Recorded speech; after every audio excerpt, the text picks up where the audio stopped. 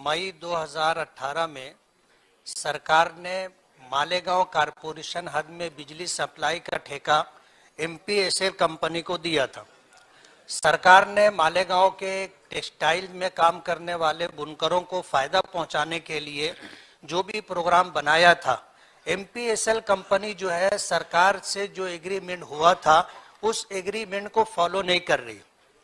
Agreement में एक बात ये थी कि मालेगांव कारपोरेशन की हद में जो बिजली का इंफ्रास्ट्रक्चर है ये 40-45 साल पुराना है, जिसकी वजह से लॉसेस बहुत ज्यादा होते और उस लॉसेस के बेस के ऊपर मालेगांव के लोगों को चोरी का इल्जाम दिया जाता है।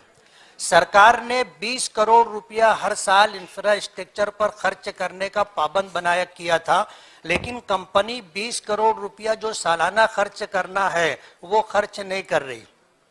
आज 3 साल का टाइम हो चुका है। इंफ्रास्ट्रक्चर दुरुस्त ना करने की वजह से हालात ऐसे हैं कि 3 साल में लोग अपना कारखाना बनाने के लिए जमीन खरीद करके, शेड बना करके, लूम लगा करके करोड़ों रुपया इन्वेस्ट किया है, लेकिन कंपनी उनको 3 फेज का कनेक्शन नहीं दे रही। जिन लोगों ने बैंक से लोन लेकर के ये काम किया है वो लोन में ब्याज भरने के सिलसिले में परेशान है। कंपनी इंफ्रास्ट्रक्चर दुरुस्त नहीं कर रही है, मीटर बार बार बदलने का काम कर रही है और लोगों को हरेसमेंट कर रही है।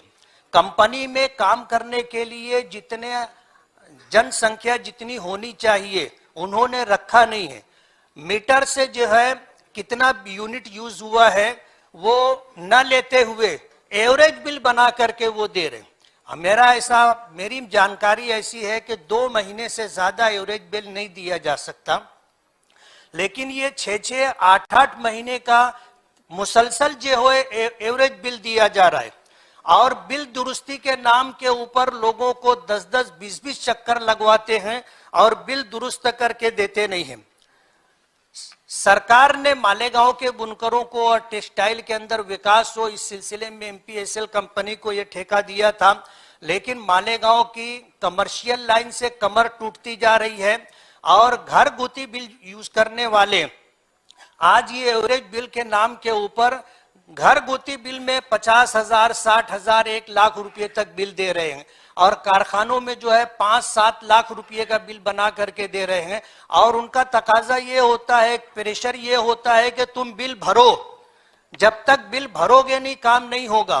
बिल भरवा लेते हैं और काम होता नहीं है। और कभी अगर ये होता है कि भाई आप जो है बिल दुरुस्त करके दे दो, तो महीनों चक्कर लगाने के बाद भी बिल दुरुस्त नहीं होता।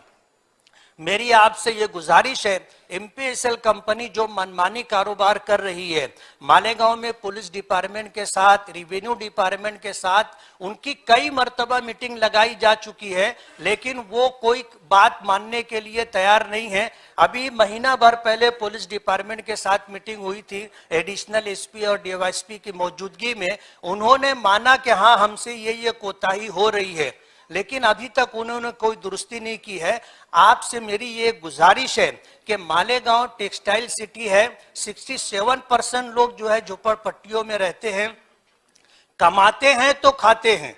अब इस तरह अगर ये बिजली सप्लाई कंपनी मनमानी कारोबार करती रहेगी तो मालेगांव जो है तबाह बर्बाद हो जाएगा। आपसे गुजारिश ये है कि वो जो एग्रीमेंट में टर्म कंडीशन है उसके मुताबिक काम करे और अगर वो काम नहीं कर सकती है तो उनको मालेगांव से छुट्टी दी जाए, ऐसी गुजारिश है मेरी आपसे। सन्मान्य सदस्यांनी विचारलेला प्रश्न स्कोपच्या बाहेरचा असला तरी महत्त्वपूर्ण आहे आणि यामध्ये आपण जे काही मुद्दे मांडले आहेत की विशेषतः त्यांच्याशी जो करार झाला त्या कराराप्रमाणे त्यांनी इन्फ्रास्ट्रक्चर तयार केलेलं नाही, इन्फ्रास्ट्रक्चरची सुधारणा जी करायची आहे ती त्यांनी केलेली नाही आणि सातत्याने ॲव्हरेज बिल ते देत आहेत। तर या संदर्भातल्या सूचना देण्यात येतील। एकतर ॲव्हरेज बिल हे देताच येत नाही आणि आपण सांगितलं ते एखाद वेळेस अडचण झाली तर एखाद दुसरा महिना ठीक आहे, पण 6-6 महिने ॲव्हरेज बिल देणं हे मान्यच नाहीये। त्यामुळे त्या संदर्भातल्या सूचना देण्यात येतील आणि कराराप्रमाणे इन्फ्रास्ट्रक्चरचं इन्व्हेस्टमेंट त्यांनी केलंय की नाही, कराराप्रमाणे ज्या सुधारणा त्यांनी करायच्या होत्या त्या केल्या आहेत की नाही याची देखील पडताळणी केली जाईल। या संदर्भात महावितरणचे जे एमडी आहेत यांना स्वतः लक्ष घालायला सांगितलं जाईल आणि त्यातनं त्यांना कराराप्रमाणे कारवाई करायला लावली जाईल आणि त्यांनी कराराप्रमाणे कारवाई केली नाही तर करारात दिलेल्या अटी शर्तीचं उल्लंघन झालंय म्हणून जी काही योग्य कारवाई कराराने सांगितली आहे ती देखील त्यांच्यावर करण्यात येईल.